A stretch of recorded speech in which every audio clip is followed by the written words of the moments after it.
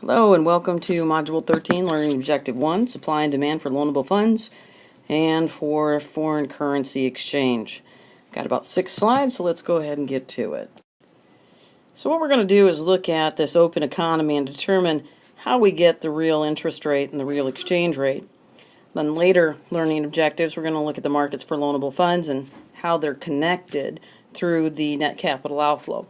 We'll also look at how government budget deficits affect the exchange rate and trade balance in another learning objective. And the last one is how do policies really affect these principles that we're looking at in Module 13. Okay, so kind of taking some of the concepts that we looked at in previous chapters, we took a look at, again, the open economy, net exports, net capital outflow, and net and exchange rate. So remember, net exports and net capital outflow have to be equal. So let's go ahead and start with the loanable funds market, which you're familiar with, but it never hurts to go over it again just to be sure.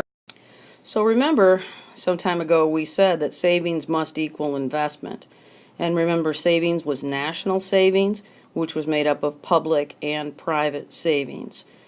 And we said savings was equal to investment. Investment was also the demand curve. If we add in then in our open economy net capital outflow, we could say then that the demand for loanable funds is really equal to domestic investment plus net capital outflow, meaning that either foreign direct investment or foreign portfolio investment. So we said that savings depends really on the interest rate, that the higher the interest rate, the more that national savings will increase, particularly private savings. And we said that if you're borrowing for the purposes of investment, that you're going to want a low interest rate. So it's a negative correlation between the interest rate and investment. But how does net capital outflow actually enter in here? So let's go ahead and take a look at that. So when we look at net capital outflow, what we see is that in net capital outflow, that the lower the rate of interest, the higher the net capital outflow.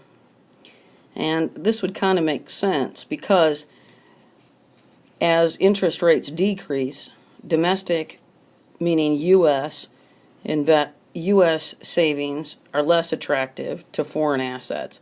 So instead of, for example, U.S. paying 3%, Japan paying 6%, more people then would want to purchase foreign assets, even though we know that the higher the risk, the higher return.